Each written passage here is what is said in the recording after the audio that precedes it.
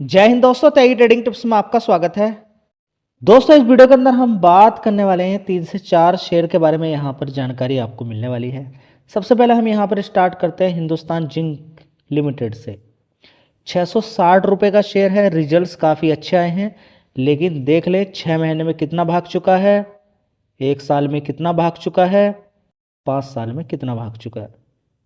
जी, ये तो भागता ही जा रहा है। पहले भी बड़ी ज़बरदस्त तेज़ी दिखाई थी इसने, ज़बरदस्त तेज़ी 742 रुपये, उसके बाद ज़बरदस्त गिरावट, उसके बाद फिर तेज़ी। बढ़िया पैसा इस शेयर ने आपको बना के दे दिया है, पहले ही बना के दे दिया था। उसके बाद गिरावट होती है, फिर से इसके अंदर तेज़ी बननी शुरू हो जाती है। थोड़ा सा और पहले की तरफ हम चले जाएं तो देखिए अलग अलग जगह पे आपको अलग अलग भाव देखने को मिलेंगे।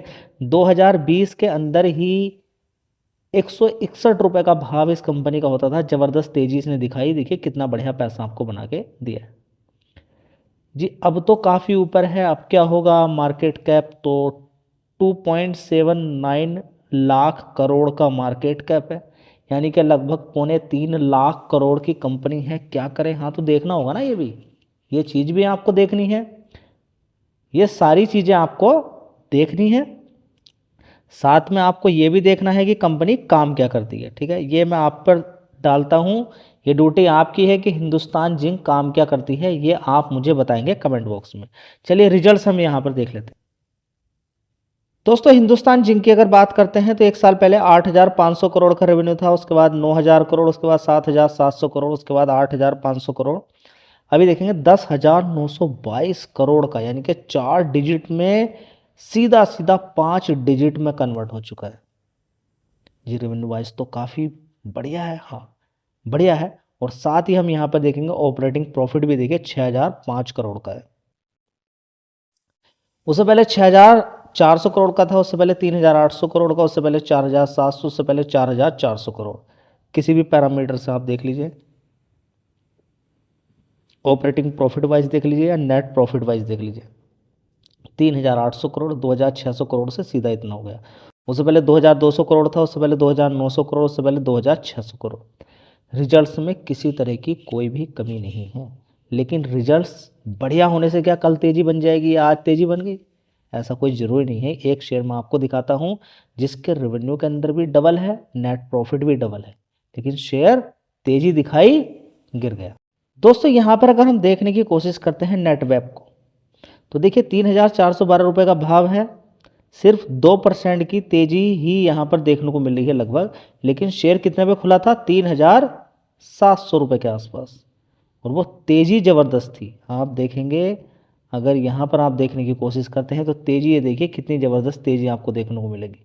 ये तेज़ी कम नहीं है, ये 13, 14, 15% की तेज़ी है जो कि पिछले 5 दिन में हुई है, और 1 महीने के अंदर देखिए ये बड़ी तेज़ी है जो कि आज गिरावट में आपको कन्वर्ट देखने को मिल रही है। ठीक है, तो रिजल्ट्स बड़े ही शानदार है। रेवेन्यू, नेट प्रॉफिट सभी ओके, किसी तरह की कोई दिक्कत नहीं। तो एक बार 5 साल का चार्ट पैटर्न भी आप देख लीजिए। नहीं देखोगे तो दिक्कत हो जाएगी। थोड़ा सा और पहले की तरफ चले जाइए, ये वाला भाव नहीं देखोगे, ये भाव नहीं देखोगे तो आने वाले टाइम में दिक्कत ही होनी है। सारी चीज़ें आपको देखनी चाहिए। रिजल्ट्स काफ़ी अच्छे हैं, लेकिन शेयर के अंदर फिर भी गिरावट देखने को मिल जाती है। दोस्तों देख लीजिए, यहाँ पर 1 साल पहले 334 करोड़ का रेवेन्यू था, नेट वेब के अंदर सीधा कितना हो गया, 805 करोड़ का। मार्केट बंद होने के बाद रिजल्ट्स आए थे, आज बढ़िया परफॉर्मेंस दिखाई है शेयर ने, लेकिन गिर गया, टिका नहीं। यहाँ पे देख लीजिए 43 करोड़ का ऑपरेटिंग प्रॉफिट था, बढ़कर कितना हो गया, 98 करोड़ का। शेयर अगर ऊपर खुल जाए तो आपका क्या फ़ायदा उसके अंदर, रिजल्ट्स अच्छे आने से, खराब आने से क्या होगा। जैसे कि विप्रो कंपनी के अंदर नीचे के टारगेट दे दिए, किसने, ब्रोकरेज फर्म ने, 10% गिर गया, ठीक है, बात बराबर हो गई। समझ में आता है क्या, ये छोटी छोटी चीज़ें आपको देखनी चाहिए। यहाँ पे देखेंगे 30 करोड़ का नेट प्रॉफिट था, बढ़कर कितना हो गया, 73 करोड़ का। तो सारी चीज़ें बिल्कुल ओके थी। शेयर भी एकदम ऊपर 8-10% ऊपर की तरफ खुला, लेकिन फिर गिरावट हो गई। गिरावट को आप रोक सकते नहीं, तेजी को आप रोक सकते नहीं, किसी चीज़ को आप नहीं रोक सकते। दोस्तों, अगला शेयर होगा IRFC। रिजल्ट्स आ चुके हैं, 120 रुपये का भाव है, लेकिन मार्केट कैप बिल्कुल नहीं भूलना है आपको, 1.58 लाख करोड़ का मार्केट कैप है। साथ में ये भी नहीं भूलना है कि कुछ दिनों पहले शेयर कितने का होता था, ये सारी चीज़ें भूलनी नहीं है। कितने का होता था, 20-21 रुपये का। तेजी कितनी दिखाई, 205। उसके बाद अभी धीरे धीरे धीरे नीचे ही आ रहा है। जी किसने भगाया होगा, ठीक है, ये तो मालूम नहीं है किसने भगाया है, लेकिन देख लीजिए पूरे मार्केट के अंदर तेज़ी बनी थी, इसके अंदर भी तेज़ी बन गई। पूरी जितनी भी सरकारी कंपनियों की बात करें, बैंक से लेकर सरकारी सारी कंपनियों के अंदर ज़बरदस्त एक साथ तेज़ी बनी थी देखने को। चलिए रिजल्ट्स देख लेते हैं किस तरीके के आए हैं। दोस्तों यहाँ पर अगर देखने की कोशिश करते हैं तो 6,700 करोड़ का एक साल पहले रेवेन्यू आता था IRFC का, उसके बाद 6,700 करोड़, उसके बाद 6,900 करोड़। देख लीजिए यहाँ पर 6,700, 6,700, 6,900 करोड़, उसके बाद 6,300, अभी देखेंगे 6,600 करोड़। आप कहेंगे कुछ पता ही नहीं चल रहा है कैसे रिजल्ट्स हैं कैसे नहीं है। देख लीजिए आप ही के सामने है, सारी चीज़ समझ में आ रही है। तो कोई खास परफॉर्मेंस देखने को यहाँ पर नहीं मिल रही है, जबकि ये कम नहीं है, ये काफ़ी अच्छी परफॉर्मेंस है, ठीक है। लेकिन अगर आप कंपेरेटिवली देखना चाहते हैं प्रीवियसली जो काम किया है उसके हिसाब से अगर देखें तो कमी है। 6,700, 6,600, 6,800, 6,300, लेकिन उस समय शेयर ऊपर होता था, अभी शेयर गिरा हुआ है तो वो भी देखना है। तो 6,500 करोड़ का यहाँ पर ऑपरेटिंग प्रॉफिट कंपनी ने दिखाया। नेट प्रॉफिट देख लीजिए 1,800 करोड़ का है, उससे पहले 1,700, 1,700 से पहले 1,600 करोड़, उससे पहले 1,600 करोड़, ठीक है। आप कहेंगे नेट प्रॉफिट के अंदर तो जंप है, देखिए जंप है लेकिन रेवेन्यू वाइज भी अच्छा कुछ होना चाहिए, तभी जाके बात बनती है। देख लीजिएगा मार्केट कैप सारी चीज़ें देखनी है, 20 रुपये का भाव भी देखना है, जो हाई मारा है वो भी देखना है, रेवेन्यू वाइज भी देखना है, पहले क्या परफॉर्मेंस थी वो भी सारी चीज़ें देखनी है, तब जाके आपको डिसाइड करना होता है। दोस्तों अगला शेयर होगा पारादीप फॉस्फेट्स लिमिटेड। देखिए रिजल्ट्स तो नहीं आए हैं, 137 रुपये का भाव है, थोड़ी गिरावट अच्छी खासी यहाँ पर मिल रही है, ठीक है। कभी ये शेयर देखिए कितना नीचे होता था, लगातार कवर किया, IPO के समय में 37 रुपये 42 रुपये का शेयर होता था। तो IPO की ही बात यहाँ पर मैं एक शेयर के अंदर करने वाला हूँ। 42 रुपये से तेज़ी तेज़ी तेज़ी दिखाई, लेकिन इसका मार्केट कैप देखिए 14,000 करोड़ का है, उसका मार्केट कैप थोड़ा सा बड़ा है इस समय फिलहाल, इसका कम होगा उस समय देखिए कितना होगा जब ये 43 रुपये के आसपास। उसके बाद ज़बरदस्त इसने तेज़ी दिखाई, हाई मारा था इसने 234 रुपये, और आज की डेट में 137 रुपये, लगभग 100 रुपये गिरावट के अकॉर्डिंग ये मिल रहा है, ठीक है। अब देखिए यहाँ पर अगर बात करते हैं तो डेली तो खाद की रिक्वायरमेंट रहती नहीं है खेती के अंदर, लेकिन ओवरऑल मिला के देखें तो कभी कोई सी फसल होती है, कभी कोई फसल होती है, चलता रहता है। लेकिन गेहूँ और गन्ने की फसल की बात करें या धान की फसल की अगर बात करते हैं तो उसमें थोड़ा ज़्यादा खाद की रिक्वायरमेंट पड़ती है। तो खाद की रिक्वायरमेंट हर महीने नहीं पड़ती है, इस चीज़ को आप थोड़ा सा ध्यान रखें। हर महीने खाद की रिक्वायरमेंट नहीं पड़ती है, एक समय होता है जिस समय किसान ज़्यादा खाद डालते हैं तो उस समय इस शेयर के अंदर अच्छा खासा मुनाफा देखने को मिलता है। तो इसके अंदर भी मुनाफा तो चलता रहेगा, ऐसा नहीं कि मुनाफा कम होने वाला है, मुनाफा ऊपर नीचे होता रहेगा, हर 3, 4, 6 महीने के अंदर कोई ना कोई फसल आती रहती है। लेकिन बात करें फर्टिलाइजर की, डेली डिमांड वाली चीज़ नहीं है, जैसे कि आपको मिल्क डेली चाहिए, ठीक है, तो अब ये डेली वाली चीज़ नहीं है, इस चीज़ पर थोड़ा सा आपका फोकस होना। जैसे कि आपने कोई शुगर सेक्टर का शेयर खरीदा तो क्या गन्ना मिल को हमेशा मिलता रहेगा? नहीं, 5-6 महीने मिलता है, ठीक है। अब ये जून के बाद फिर बंद सारा खत्म हो जाएगा, फिर अक्टूबर नवंबर में फिर मिलेगा, समझ में बात आ रही ना। तो ये सारी चीज़ें आपको मालूम होना चाहिए। इसकी बात करें तो परफॉर्मेंस में कोई कमी नहीं है, रिजल्ट से एक नंबर के रिजल्ट से कई बार मैं आपके साथ शेयर कर चुका हूँ।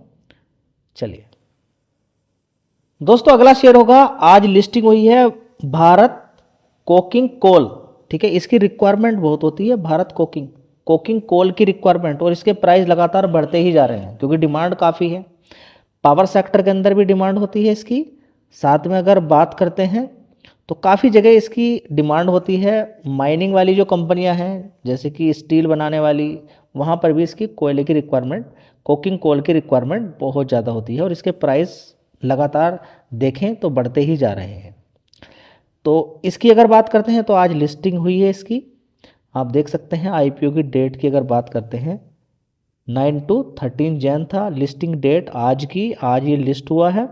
और इसका देख सकते हैं प्राइस बैंड कितना था, 23 रुपये, लेकिन इसने आज कितना मारा है, 45 रुपये ऊपर की तरफ मारा है, 40 रुपये के आसपास ये क्लोज हुआ है, ठीक है जी। कल भाग सकता है कि, चलिए इसके फंडामेंटल मैं आपको एक बार दिखा देता हूँ कि किस तरीके के फंडामेंटल है और क्या खास बात है। चलिए एक बार खास बात इसके अंदर मैं बता देता हूँ आपको।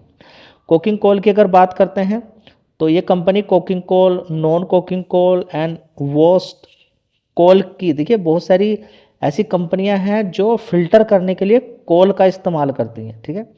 तो आप देख सकते हैं यहाँ पर कि वॉशिंग के अंदर supply of coking coal, non coking coal, wash coal, ठीक है। Catering mainly to the steel and power sector के अंदर इसका काफ़ी इस्तेमाल किया जाता है। और झारखंड के अंदर की बात करें, वेस्ट बंगाल के अंदर, वहाँ पर इसकी माइनिंग चलती रहती है। सबसे कमाल की बात यह है, जिस कंपनी का नाम मैंने आपको बताया, भारत कोकिंग कोल, ठीक है, लिमिटेड, जो जितना भी इंडिया के अंदर डोमेस्टिक मार्केट के अंदर माइनिंग होती है, 58% का मार्केट शेयर इसी कंपनी का है। 58% यही प्रोडक्शन करके देती है, क्योंकि 58% ये देती है तो 58% ही मार्केट शेयर हो गया। चलिए, रो कोल की बात करते हैं। प्रोडक्ट पोर्टफोलियो, रो कोल बनाती है, कोकिंग कोल बनाती है, non coking coal, washed coal, wash coking coal, wash power coal, ये सारे काम कंपनी के हैं, ठीक। तो कंपनी का काम बढ़िया है, शानदार कंपनी का काम है। तो यूजर इंडस्ट्री, जैसे मैंने बताया, पावर, स्टील, फर्टिलाइजर, सीमेंट, यहाँ पर इन सेक्टर के अंदर इस कंपनी, इन सारी चीज़ों का इस्तेमाल किया जाता है। तो दोस्तों, पारादीप फॉस्फेट्स की तरह ये छोटा मार्केट कैप नहीं है, 18,000 करोड़ से भी ज़्यादा का मार्केट कैप इसका है। अब यहाँ पर देखते हैं, देख लीजिएगा, 2021 पूरे साल का ये मैं आपको रेवेन्यू बता रहा हूँ। 6,500 करोड़ का होता था 2021 में, फिर बढ़कर हो गया 10,100 करोड़ का, ठीक है। फिर 2023 में 12,600 करोड़ का हो गया, लगातार बढ़ रही है परफॉर्मेंस। 2024 में 14,200 करोड़ का, थोड़ा सा गिरा है, उसके बाद 13,800 करोड़ का, कोई बात नहीं, लेकिन ज़्यादातर केस में परफॉर्मेंस आगे ही बढ़ रही है। ऑपरेटिंग प्रॉफिट देखिए कितना मज़ेदार है, कभी होता था नुकसान 1,426 करोड़ का, फिर 133 करोड़ का हुआ नेट प्रॉफिट नहीं बोलेंगे, ऑपरेटिंग प्रॉफिट, उसके बाद 499 करोड़, उसके बाद 2,088 करोड़, उसके बाद 1,258 करोड़। अभी थोड़ी सी डिप है परफॉर्मेंस, लेकिन आगे आने वाले टाइम में सुधार देखने को मिल सकता है। जिस तरीके से आप देख रहे हैं कि टाटा स्टील के अंदर भी ज़बरदस्त तेज़ी है, JSW स्टील के अंदर भी तेज़ी है, कॉपर बनाने वाली कंपनी के अंदर ज़बरदस्त तेज़ी देखने को मिल रही है। इस तरीके से देखें तो सीमेंट वाली कंपनियों के अंदर अच्छी खासी जो इंडस्ट्री है, उनकी डिमांड तो हमेशा रहेगी। पावर सेक्टर के अंदर स्टील बनाने वाली कंपनी, साथ में आप सीमेंट बनाने वाली कंपनी, इनकी डिमांड तो कभी खत्म हो ही नहीं सकती है, ठीक है। तो नेट प्रॉफिट भी देख सकते, 112 करोड़ से 665, उसके बाद 1,564 करोड़, उसके बाद 1,240 करोड़। तो ये सारी डिटेल मैंने आपके सामने रख दी है। अब आपका मन करे तो इसके बारे में आप स्टडी कर सकते हो, और फर्दर आपको ठीक लगे तो आप आगे ओके, नहीं तो अवॉइड। धन्यवाद।